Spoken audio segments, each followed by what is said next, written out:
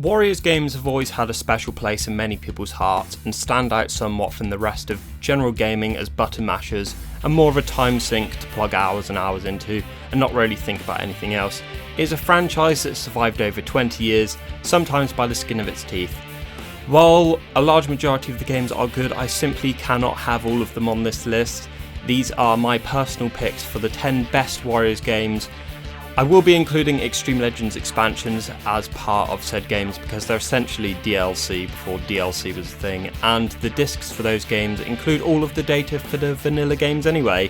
So I will also be excluding Persona Scramble because it's very heavy, story orientated and not translated yet, so it would be a bit unfair. I'll most likely redo this video in like 2 years time anyway. I won't talk about every aspect of every game because I know I have a habit of railing on about things for too long, or I'll be here all day. So number 10, we have Samurai Warriors 3Z. Yes, I genuinely think this is one of their best offerings, and because nobody played it, I can make up whatever I want. But in all seriousness, most of why I think this should be at number 10 is down to the tactical bonus system, weapon and item system, and another reason I do actually like it is it shows different sides of some of the pre-established characters. Toshiie and Ranmaru's stories added in the PS3 version are amazingly done. Toshiie trying to live up to the Maeda family name and the burden of being the head of the house, and living somewhat in Keiji's shadow. Ranmaru, on the other hand, is about him finding a reason to fight other than being Nobunaga's sacrificial pawn at Honnouji, and befriending Gracia. The story introduces some of the clans not previously playable, like Motonari Mori and Yuji Hojo and Kai for the Hojo clan, the latter two being two of my favourite characters. While the story mode is reduced to 5 stages for each character with no guidance stages, and some of the stages are shared, the game does try to vary it by having different missions and tactical bonuses for each variation of the stage. The tactical bonus system is where 4 enemy officers will provide bonuses to you depending on how you defeat them, or certain conditions in battle, defeating them with a combo of 200 or more, if their forces have over or under a certain amount of generals alive. The rewards can be either items like weapons or battle altering such as double attack, or they can be things like getting reinforcements for your battle, a new path opening, or another officer retreating. It's interesting and makes you think outside of the box in order to complete some of the stages and get all of them. It's basically the precursor to stratagems in Samurai Warriors Spirit of Sanada, but it requires you to put in the legwork. One of the standout features is the weapon and armour system. Like Dynasty Warriors 6, weapons have 3 different types: normal, speed and power, which exchange damage and attack speed depending on the type. But the good feature is the attributes are all like skills which boost certain attacks, add elemental damage, or even perform true Musou attacks, or not drain spirit gauge. And then there's the 3 armour pieces. Chest armour provides bonuses to defense like one-time resurrections, reduced arrow and gun damage. Gauntlets provide horseback damage, as well as other miscellaneous bonuses like increased combo time, reduced Musou gauge usage, and the boots, which increase speed and have bonuses like passive regeneration of Musou and spirit. All 3 armour pieces and weapons have rare variants for you to collect, some of it even customizable, so there's a great set of collectible goodies which makes it stand out a bit more from the other Warriors games. It also offers quite possibly the hardest difficulty in a Warriors game to date. Shura or Hell difficulty, where enemies hit like trains, are generally quite smart by trying to juggle you, but in addition, the game in general doesn't drop health from basic enemies, so it's balanced in a strange way. A good challenge though. What prevents this from being higher is the lack of any real complete edition. The Wii version looks like shit, quite frankly, and the Extreme Legends expansion was never released in the West, like with 3Z, the PS3 version. While that version does have better visuals and frame rate, it does lack the Murasame Castle mode. Also, allies are paper thin in this game, or more like the AI is paper thin. If your forces are winning, they stomp the enemy, but at the slightest disadvantage, they'll be the ones walked over.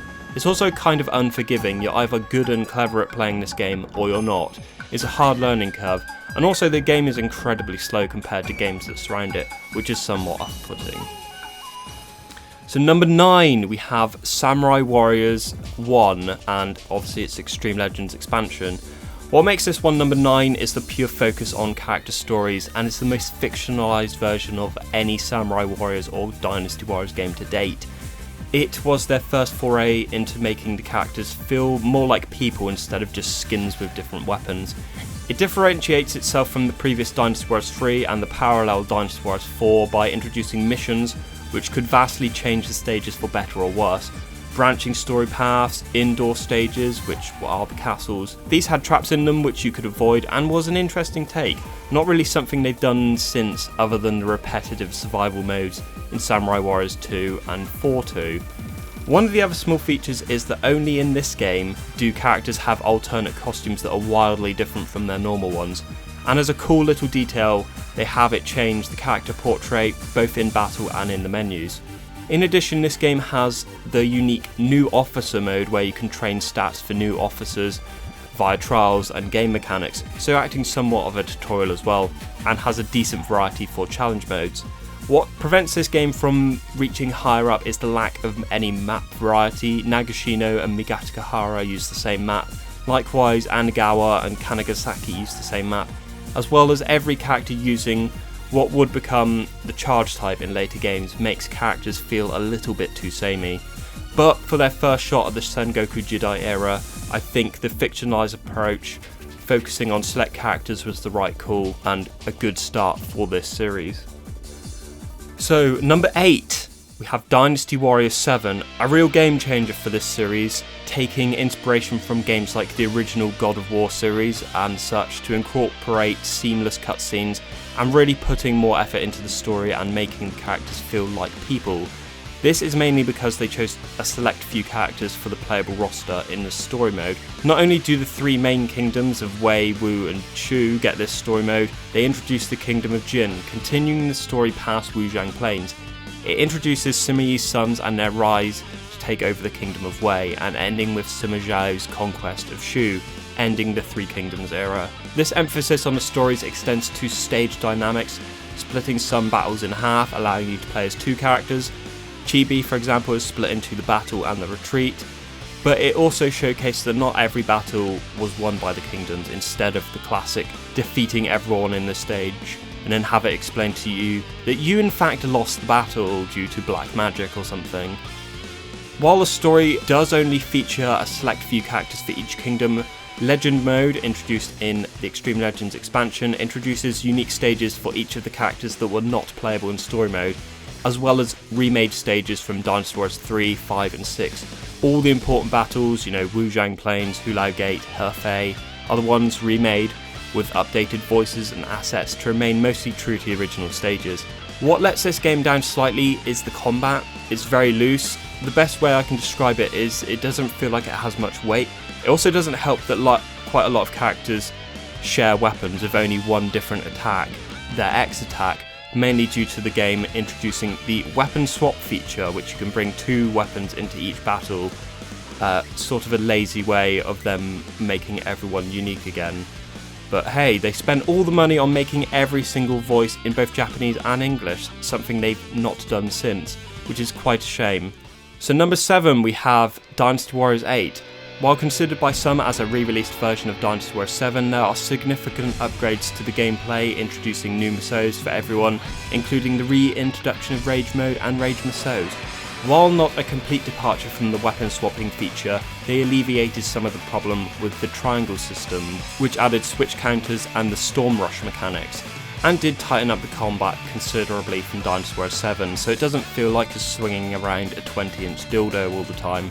Not only that, every character is well and truly unique, changing some of their weapons to variations of what they had previously, or completely. Cao Cao now has a sword that summons clones to attack, which fits him as the hero of chaos. It also tries to get the best of both worlds. While it features the new combat and Musous, adding an extra one so everyone has 2 ground Musous and 1 air, they added Rage Mode from Dynasty Warriors 5. Using a Musou here, however, transforms it into the continuous attacks from the much-loved PS2 games. Some characters even ending their attacks the same way they did back then, like Ma Chao. The story mode in this game is a mix between Dynasty Warriors 4 with the made-up stages and the ability to change some of the outcomes, but also Dynasty Warriors 7 with the seamless cutscenes. While they did reduce the number of battles, the new focus on Lu Bu as a faction is probably the best story and shows him as not just some dumb brute. And the story mode did remove some of the complaints about Dynasty Warriors 7 story mode, adding up to 4 different playable characters in each stage, most of which have different objectives, changing the way you play some of the stages. However, this comes at a cost with less characterization and some characters only getting one stage. But in response, or out of some weird kindness, the game does offer a massive amount of stages. It even lets you play on the opposing side of most stages, even if that force has no playable officers, like in some of the later Jin stages where it's between Kao Shuang and the Sumos. The additional mode of Ambition Mode is and was Koei's latest take on the ever original idea of survival modes like Extreme Mode, except here you constantly fight battles to improve the castle town, adding facilities which in turn help you out in the long run, like upgrading the blacksmith adds more powerful weapons for you to buy and more options to combine and create weapons. The stables lets you upgrade your horses, etc, etc. It has very good synergy between you going out there and actually having fun and battling, as well as actually improving what you can do. It's just a really solid game, which I have a lot of fun with. I would highly recommend this game to anybody, well, considering it's on basically every platform at this point. So number 6, we have Samurai Warriors 4. The game released to celebrate 10 years of Samurai Warriors, and one they milked so hard it nearly made it to the 15th anniversary. Not a complete return to the classic Samurai Warriors formula, but more of a change up, adding a plethora of new characters which strengthened and complemented some of the older characters, and a new way to play the game with hyper attacks, new attacks designed to mow down enemy peons, which in turn converted some of the old characters to this new type, changing up some of the old content we'd gotten for years and years. For the first time, they really went in with the whole overarching story, ditching personal stories this time and having clan-based ones for all the major daimyo at the time. The game features event scenes which tell most of the story with the character models talking to each other instead of the 2D static pictures, which is their go-to now when they want to be lazy. But some of these events only appear when you pick certain characters in a stage showing some of the struggles and thoughts of the character. Incredibly, there's nearly 5 hours of these events in this story alone. There's a phenomenal amount of new battles to play in this game, and the game does a great job at showing most of the Sengoku Jidai, considering how messy and confusing some of the events at that time was. The highlights being the rise of Nobunaga and the Battle of Honnouji, the fall of Hideyoshi and the turmoil surrounding his succession, and the final battle at Osaka Castle between the Sanada brothers. What prevents this game from being higher is the repeated stage designs. They thought they'd be clever by flipping them on their sides to make them look different, as well as the UI being fairly shit, to be honest, something they fixed in the pseudo expansion 4.2. Does the health bar really need to be this big? And does the in-battle text need to be in the middle of the screen? Also, some regressions, like character portraits, are the same in battle, but in the events they're the more livelier ones. Why? And because it's in Japanese only as well, having the different portraits would have made the characters somewhat more relatable instead of them screaming and having a fucking blank face. And the pausing every mission, what is that? Yeah, you can disable it, but the game never outright tells you. You have to disable it in a menu under some vague name alluding to it. Piss off. Other than that, it is actually a really good game. If you can get over the pitfall of having it only in Japanese, which makes it more serious in tone and takes away some of the cheesiness, it's still a quality game to play. So number 5, we have Spirit of Sanada. Well, this goes without saying, this is one of the most in-depth games that Koei have done with a family of characters, and Dynasty, if you will. Based on the Sanada Maru TV drama, this game released alongside with it to celebrate 400 years since the Battle of Osaka Castle. This game does actually a phenomenal job of showing the story of Masayuki and his sons.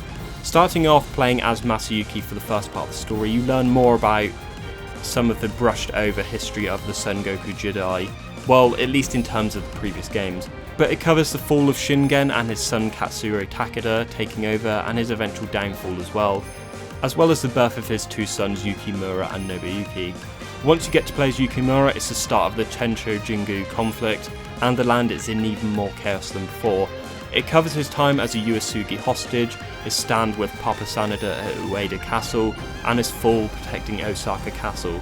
The phenomenal amount of characterization is done incredibly well, focusing on the select few characters, but as well as having side stories which cover some lesser known but also some more important conflicts during a time which coincide with whatever the Sun Elder were doing at the time. It's quite an interesting take on things.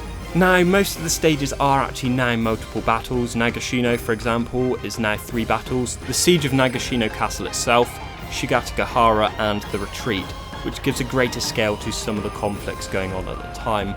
While the battles are somewhat the same as previous titles, if not a bit smaller and shorter, there's new mechanics. Introduced in this is the day and night cycle, which is very nice, but also stratagems which can change the tide of battle at certain points. Activating some of these trigger new ones in later stages, or just new events in those stages in a Dynasty Warriors 4 kind of way. It also features semi-open world, which is what people wanted for Dynasty Warriors 9 really.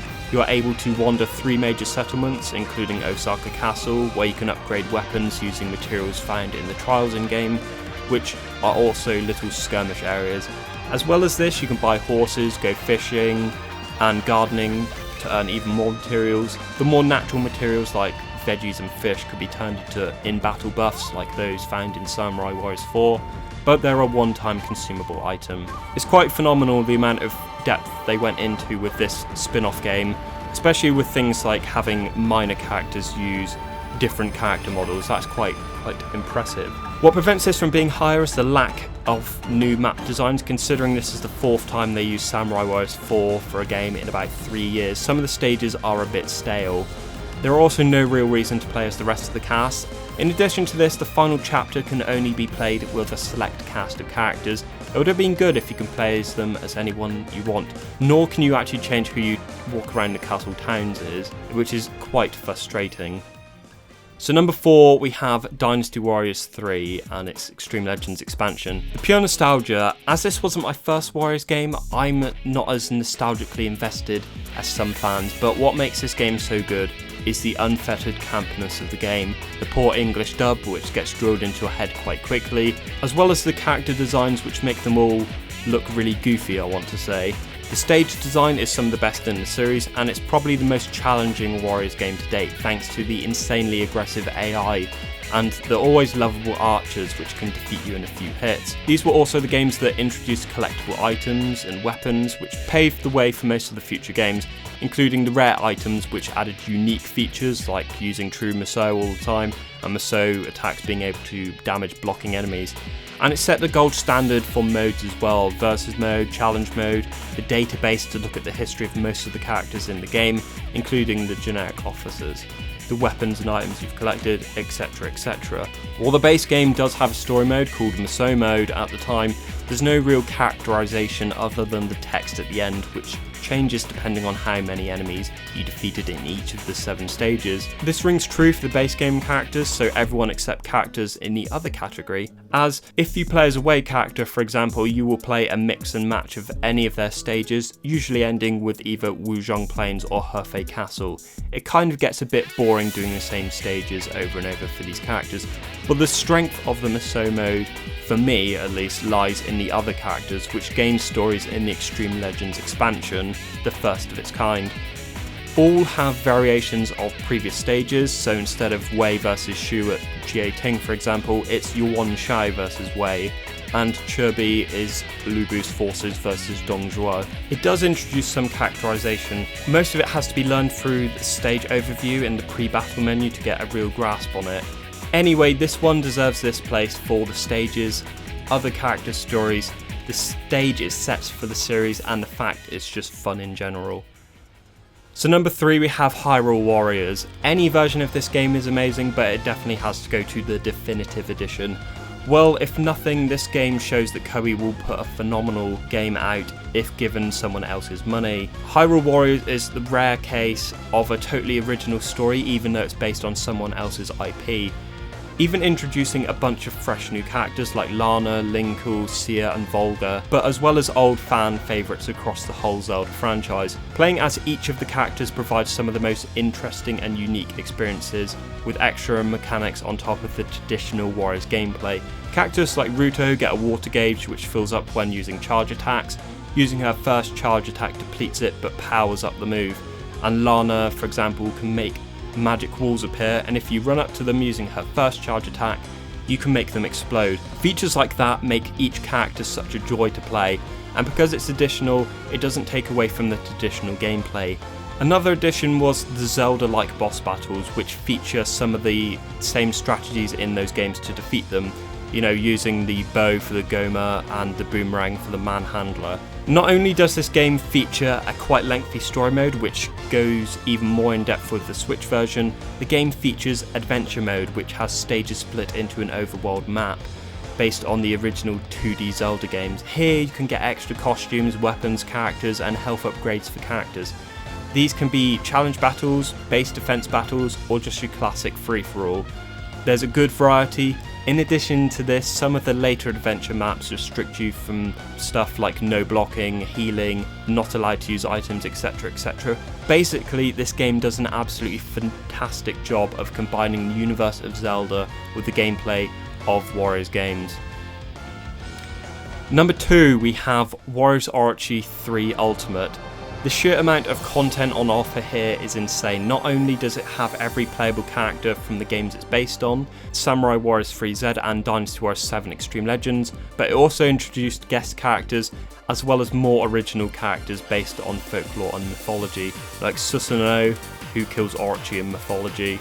Unlike Warriors Orochi 2, which is basically Warriors Orochi 1.5 and uses exactly the same skills and assets from the original, here every character has a new R1 skill as well as a new air R1 attack. It also gives a conclusion to the Orochi series. All of our lovable heroes get sent back to their original timelines. Not only this, but because it's time travel based, it makes narrative sense using whatever characters you want in the stage, because hey, it's time travel.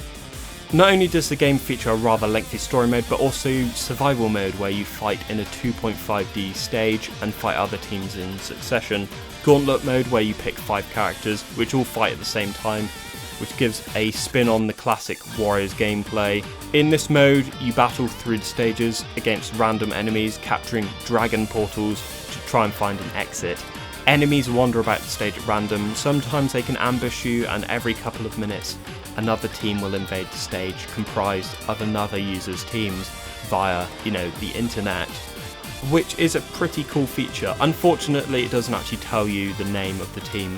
But what makes this game so good is the small details. There are special triple attacks if you bring certain teams of characters, which is super cool, new mystic weapons for every single character for you to collect, and the fact that some of the characters that were cloned in Dynasty Warriors 7 got totally new moves just for this game. Well, unique charge attacks, so it's quite a cool little, detail. Each of the modes work together with new items for you to collect, such as cards in story mode, so you can use them in survival mode, but new items found in gauntlet mode can be used in story mode, etc, etc.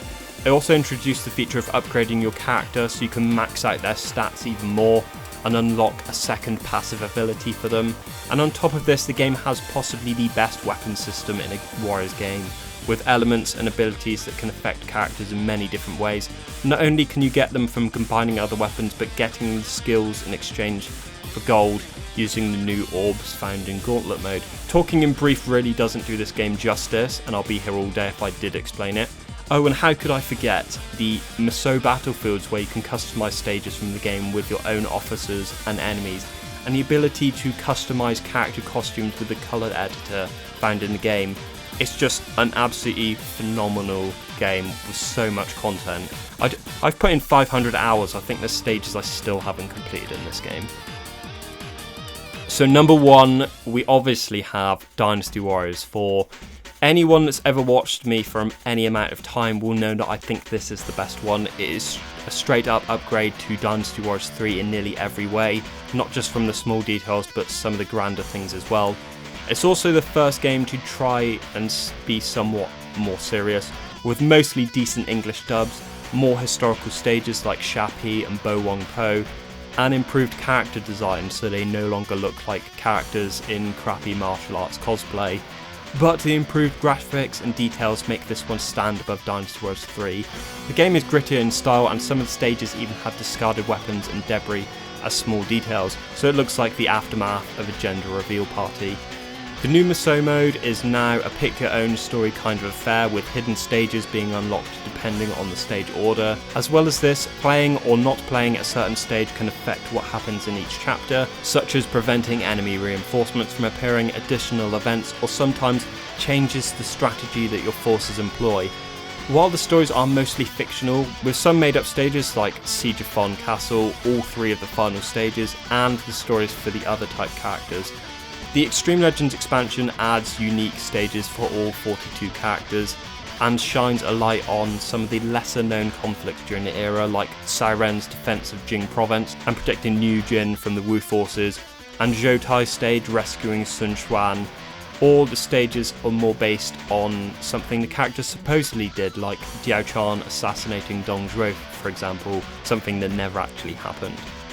While most people consider the change to the weapon system a regression from Dynasty Warriors 3 because you cannot choose your weapon, nor do they have additional stats unless you get the level 11 weapon, which is essentially here's your reward for beating an ultra hard stage. I honestly think the weapon system here is better because you're not having to worry about the rubbish RNG of trying to find both newer and better weapons and items.